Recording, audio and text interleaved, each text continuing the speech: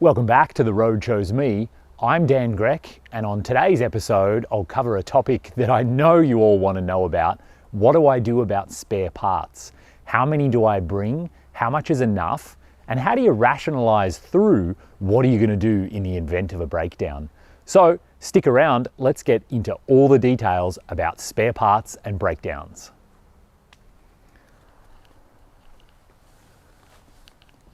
So I think spare parts is another one of those topics that everyone worries a lot about, and they end up thinking that you need to plan for a big expedition like it's a space shuttle mission, and you have to have tons and tons of spare parts and equipment to handle every single possible outcome. And I just want to start out by saying that that's not actually reality.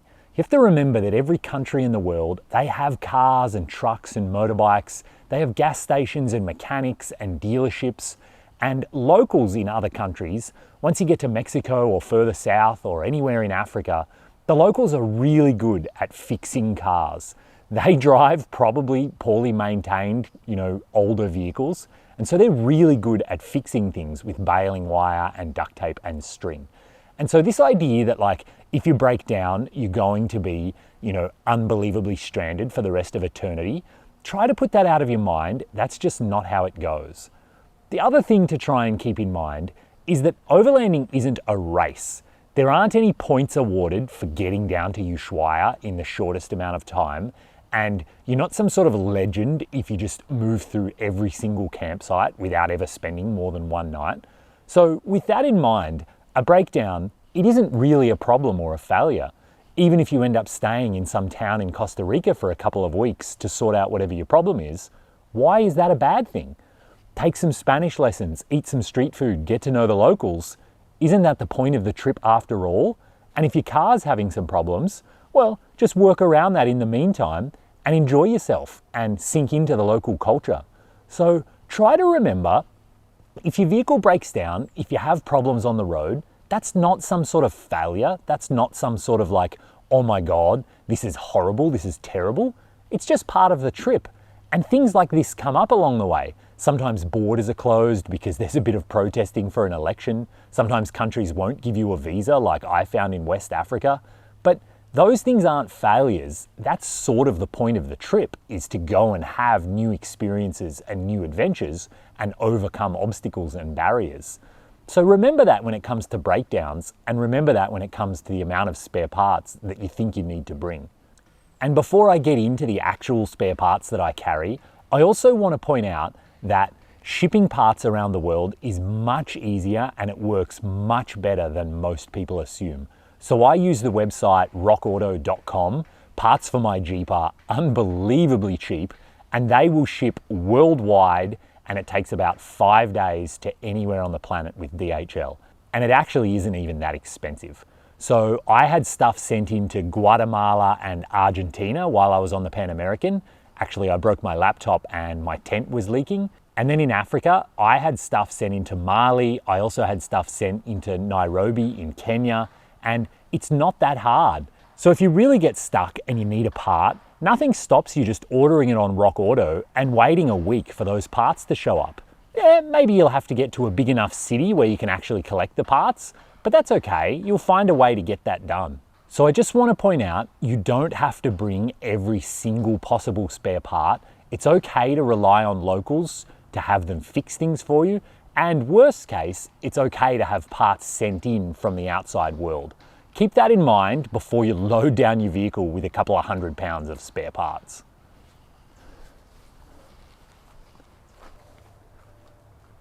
So with all of that out of the way, what are the actual spare parts that I bring with me?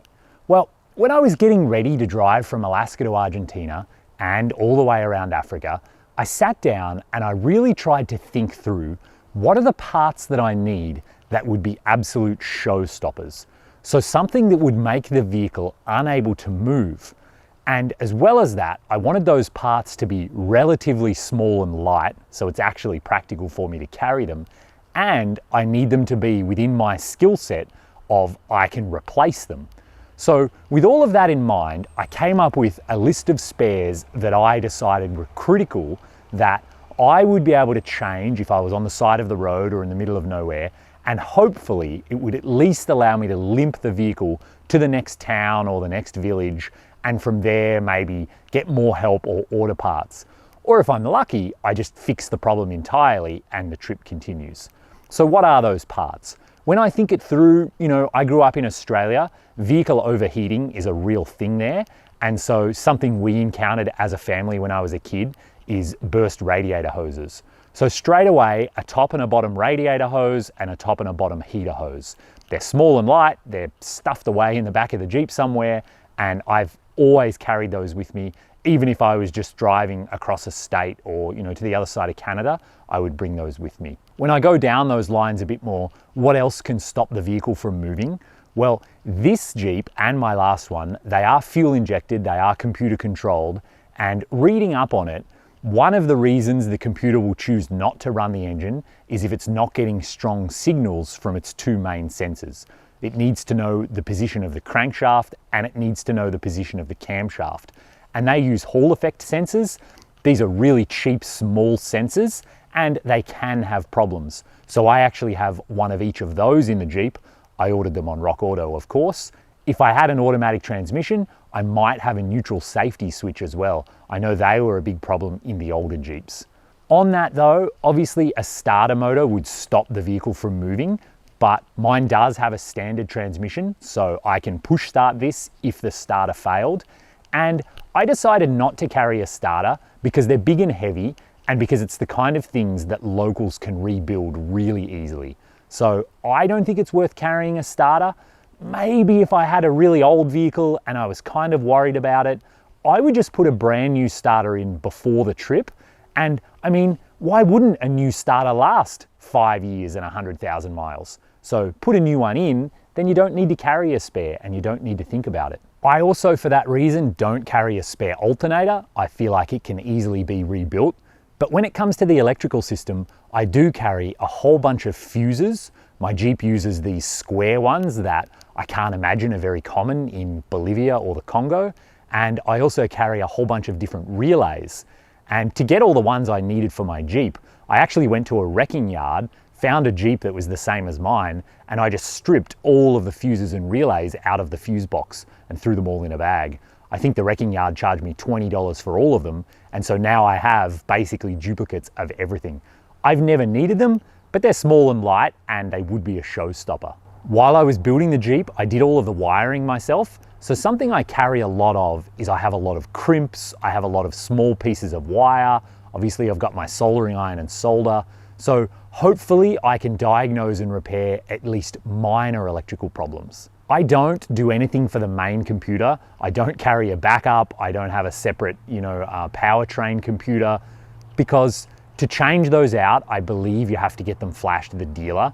And to be honest with you, I think those kinds of things used to fail in the 80s and 90s when fuel injection was relatively new. This Jeep was built in 2011. It was only 6 years old when I took it to Africa. I struggle to find reports of ones that are this new having major computer problems. So I just don't think it's that high of a likelihood that it's going to fail. So those are the parts that I bring with me in terms of like the vehicle cannot physically drive or the engine won't start. If you've got a computer controlled engine, obviously it's nice to have some sort of scan tool so you can read the trouble codes. That's going to help you diagnose where the trouble actually is, and hopefully you'll figure out what you need to fix. My Jeep can display the trouble codes right on the dash, so I don't even need a tool to be able to read them. And then the programmer I got with my suspension allows me to reset any trouble codes that come up.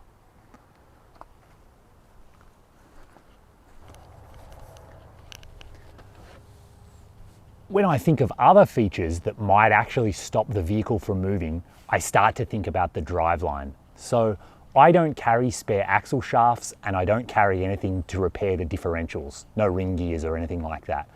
I feel like if you're driving a vehicle around the world and it has problems breaking axle shafts, then I think you've done something wrong. I think your tires are too big, or I think you've supercharged your engine and you're making more power than it was designed for.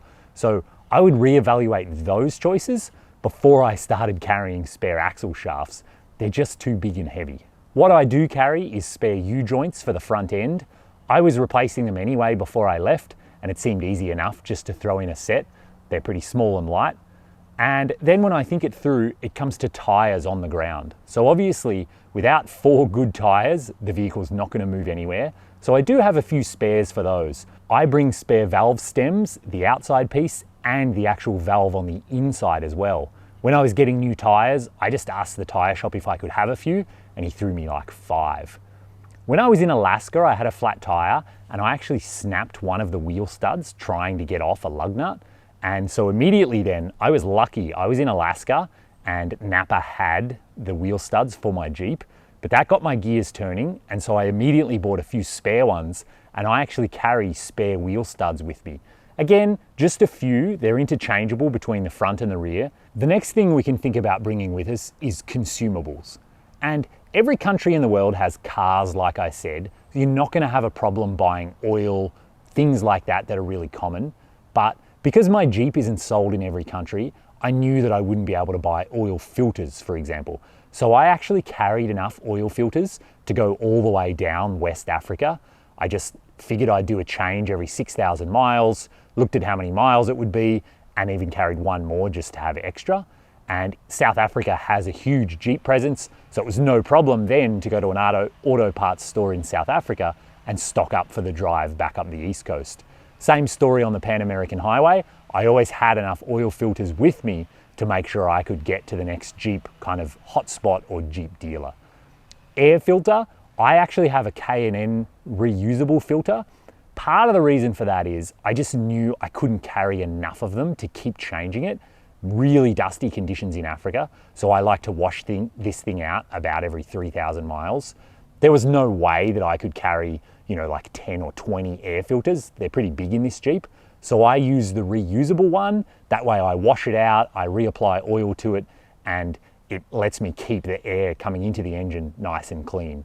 In case that one got damaged, I do actually have one spare, just sort of generic air filter. It's not very heavy. It does take up a bit of space, but I like to have it just in case. Other consumables, you're always going to find things like gear oil, brake fluid, power steering fluid. As long as you're in a town big enough to have a gas station, you're going to find a place to buy those things. I do carry small amounts of each of those, but I certainly don't carry enough to do an entire fluid change in my diffs or in my transmission. So that's about it for me for the spares that I carry. You can see it's not an enormous amount. In fact, from Alaska to Argentina, I just had one little milk crate in my lockbox. That was all of my spare parts. And here in the Jeep, they're all tucked under my fridge in that shelf, kind of where my tools are. So I rely on the fact that hopefully I can repair anything that actually breaks, or I can get some locals to help me with their knowledge and advice. And worst case scenario, I would just order parts online and have them sent in, or from a nearby Jeep dealer or other mechanic shop. And I think part of the way I justify that is that breakdowns aren't failure to me. It isn't a huge ordeal, it isn't horrible, it's just part of the trip, and I'll just hang out and eat some street food and talk to locals. So let me know down in the comments, what do you think about my approach? What do you think about the spare parts that I bring and my whole attitude towards spare parts? Is this what you were thinking? Is this kind of what you would do? Leave a comment below, please hit the thumbs up and subscribe to the channel. There's always tons more videos to come. I'm happy to film them on whatever topics you want to know about. So in the meantime, have a think about the spares that you would bring if you were going to drive down to Argentina or around Africa. It turns out you don't have to prepare like a space shuttle mission. Think it through, bring the things that'll stop your vehicle actually moving forward, and that's enough. You don't have to bring 10 tons of spare parts. So until next time, see you out there, have lots of adventures, and enjoy the road.